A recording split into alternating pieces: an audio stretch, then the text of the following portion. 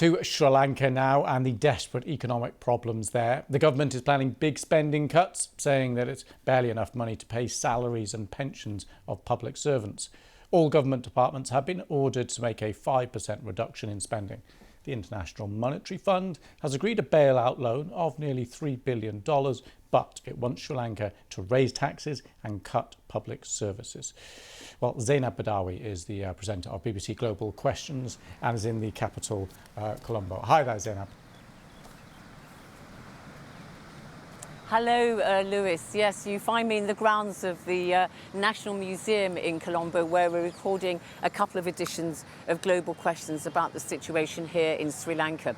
You know, Lewis, when I arrived here a few days ago and I'd read about all the problems in Sri Lanka, I was walking around thinking, economic crisis? What crisis? Because it's deceptive here, really. You know, the cars are running, there are no queues, and people seem to be going about their business in an ordinary fashion. But that's quite misleading, really. And just one little thing, when I was in my hotel and there was a really helpful person there, and I just gave him a small tip and he burst into tears, because life has been and is very tough. And there's no real confidence that it's going to get better. But I've got somebody with me here who's going to give us an idea of just what the situation is like. Dananat Fernando, you are CEO of Advocata, which is a public policy institute based here in Colombo. So, I mean, just explain that conundrum, why I come here, you know, to Colombo and see that things look, on the surface, pretty smooth. Even a deep economic crisis cannot take away Sri Lanka's hospitality. But if you go a few steps down, there are rural poverty and there's urban poverty. So at the rural level, people may have at their backyard a couple of coconut trees and they may have growing something for their consumption. But when you come to urban poverty, they are the most affected. If I were to throw a few numbers, we have about 5 million households. About 1.1 million people have moved out from consuming things like milk powder. And they were earlier using about 48 categories of consumption items. Now they have cut it down for about 26 items. So this may not become evident until a little way down the pipeline, that we're going to see malnourishment, undernourishment, that kind of thing. Absolutely. And it is already indicated, because if you look at the underweightage of child mortality, now it has increased for about 15% from about 12%. So those indications are already there. But at the grassroots level, people, of course, having a difficult time with high inflation, like about 60%, and with high food inflation.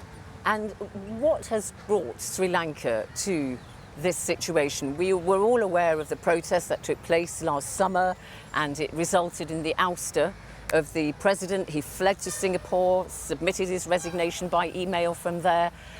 So there are obviously external factors which affect everybody, but there are also internal elements that have made it worse for Sri Lanka.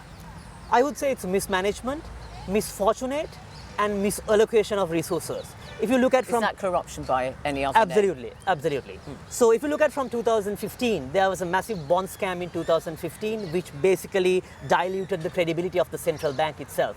And in 2016-17, there was a massive drought, which is misfortunate. And in 2018, there was a constitutional coup. Again, it's mismanagement, and again connected with corruption. And in 2019, there was Easter attack. And in 2020-21, of course, there was COVID. So it's a series of mismanagement, misallocation, and misfortunate. So the Easter attack was 2019, when about 270 people died in a bombing, and that put the tourists off, because you rely a great deal on tourism. So now there are these negotiations which have almost been completed for a $3 billion bailout from the IMF. How far is that going to help? We have come to an agreement, staff level agreement with IMF, but we need to come to an agreement mainly with our bilateral creditors to get that money to our bank account in simple terms. So you're talking people like China, India, Japan, the countries that lend directly to Sri Lanka. So we are in debt negotiation talks with those countries as well as private creditors.